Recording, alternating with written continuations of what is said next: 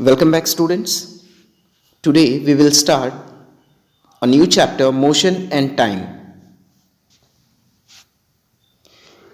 And in this chapter, we will learn about slow and fast motion, uniform and non-uniform motion, about speed, and also about measurement of time. So, students, as already in the previous class 6 में हम लोग motion और types of motion के बारे में बहुत सारी चीज़ें पढ़ चुके हैं, like linear motion, circular motion, periodic motion and non periodic motion. So once again I am going to remind you about motion. Motion होता क्या है? Any body is said to be in motion if it change its position with respect to time and its surroundings.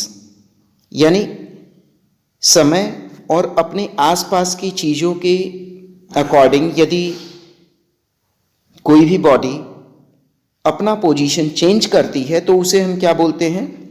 That body is in motion. कि वह body क्या है? वह object motion में है. And if the body does not change its position, यदि body अपना position change नहीं कर रही है तो हम कहते हैं कि that body is at rest. यानी वह बॉडी क्या है? रेस्ट में है, स्थिर है.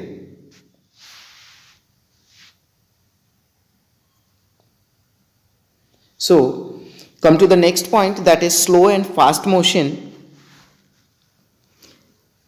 आप लोगों ने ऑब्जर्व किया होगा दैट सम ऑब्जेक्ट्स में move faster than the others. कुछ ऑब्जेक्ट्स होते हैं जो दूसरे ऑब्जेक्ट से तेजी से मूव करते हैं, तेज मूव करते हैं.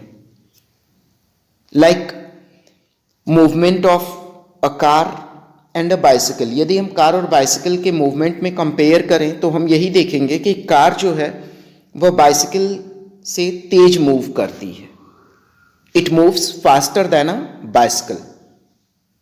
And if we are going to observe different vehicles moving on a road, सड़क पे चलते हुए vehicles को यदि हम ऑब्जर्व करें तो हम इजीली बता सकते हैं कि कौन सा व्हीकल तेज मूव कर रहा है और कौन सा व्हीकल स्लो मूव कर रहा है. और ये जो मूवमेंट है बॉडी का, हम इसको स्लो या फास्ट बता सकते हैं. कैसे बता सकते हैं? तो यह किस चीज पे डिपेंड करता है? It depends upon the speed of the object. किसी भी बॉडी, किसी भी ऑब्जेक्ट की स्पीड पे ये डिपेंड करता है कि वह स्लो है या फास्ट है. Let's see about speed. The distance travelled by it in a given interval of time means किसी भी ऑब्जेक्ट के द्वारा, किसी भी बॉडी के द्वारा तय की गई दूरी दिए गए समय में, उसे ही हम क्या बोलते हैं? उस ऑब्जेक्ट, उस बॉडी की स्पीड बोलते हैं. अंडरस्टैंड?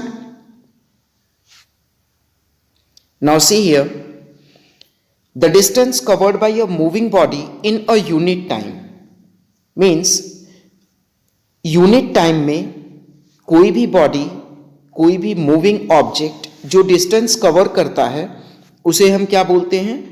स्पीड बोलते हैं of that body. And the standard unit of speed is meter per second. Okay, standard unit जो होती है speed की, that is meter per second.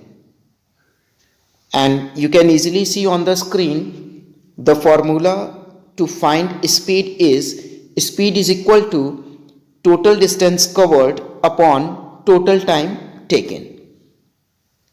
Is that clear?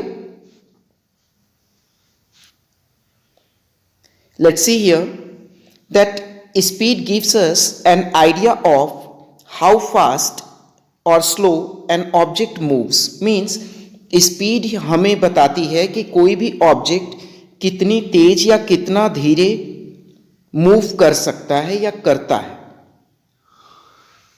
Higher the speed, faster the motion and vice versa. Speed जितनी ज्यादा होगी motion उतना ही तेज होगा. Speed जितनी कम होगी मोशन उतना ही स्लो होगा. अंडरस्टैंड?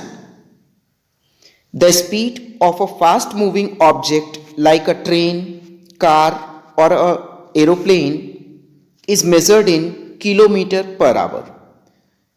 जो बहुत ही फास्ट मूविंग ऑब्जेक्ट्स होते हैं लाइक ट्रेन, कार, एरोप्लेन, इनकी स्पीड हम किस में मेजर करते हैं? किलोमीटर पर आवर में मेजर करते हैं.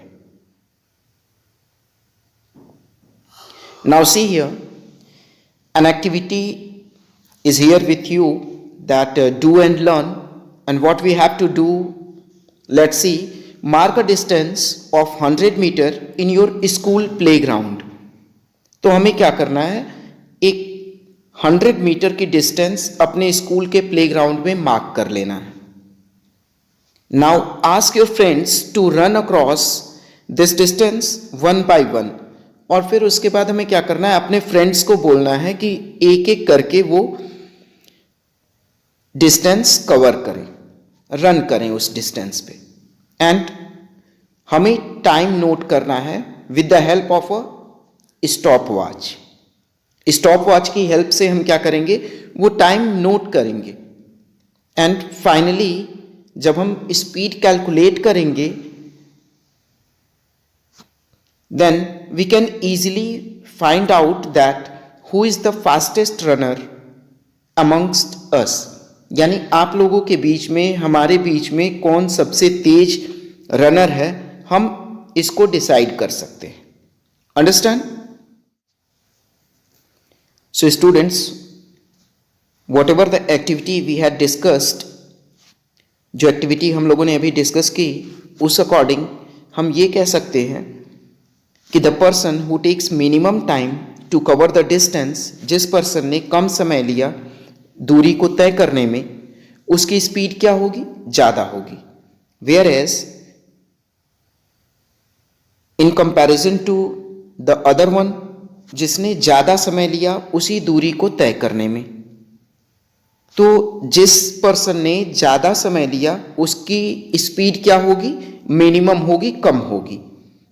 लेट्स सी हियर, यदि किसी ऑब्जेक्ट की स्पीड हमें पता है तो हम उस ऑब्जेक्ट ने डिस्टेंस कितना कवर किया किसी दिए गए समय में कैलकुलेट कर सकते हैं. By using the given formula you can see here that distance is equals to speed into time.